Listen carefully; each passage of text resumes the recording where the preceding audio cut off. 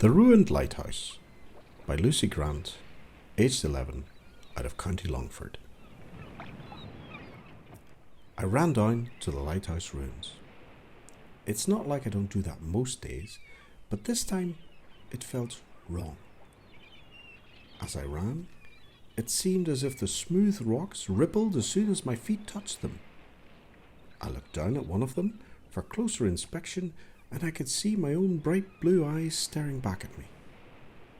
When I eventually reached the graves beside the ruins, I was drenched, even though it was a relatively sunny day. I leaned against the rock and closed my eyes, hoping that when I opened them, my now foggy vision would return to normal. Except when I opened them, it was dark, and a bright light was emitting from the top of the lighthouse. When I realized that I was in the middle of a ferocious storm, I turned to run, but slipped and fell, knocking myself out.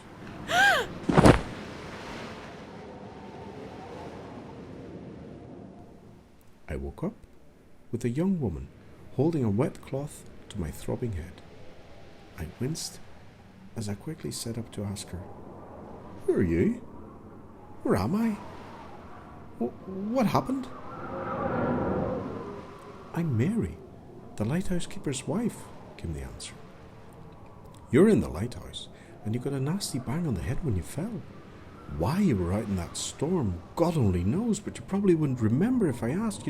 I had a cousin, and he fell and banged his head and couldn't even remember his own name. I imagined that." She kept on blabbing away while I quickly tried to process what had just happened.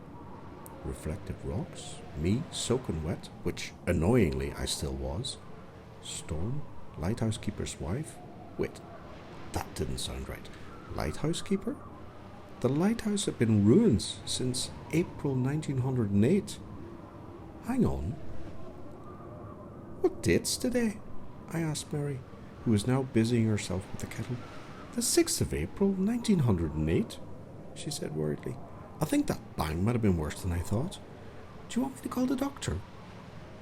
"No, I'm grand," I answered, as I thought back to the history lesson I had not long ago. I remember my teacher telling us about the day the lighthouse fell. There was an extremely powerful wave, knocking over the lighthouse and killing the family living inside. I had to warn Mary. "Mary, you have to get out," I said urgently. "There's a wave coming, and it'll destroy the lighthouse. If you're still in it, you and your family will be killed. Get as far away as possible." "But what? How?"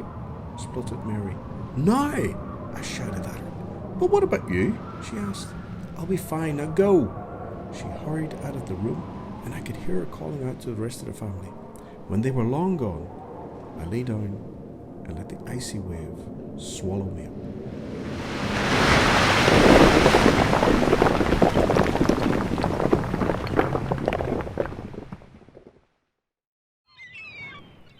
I woke up perfectly dry on the rocks.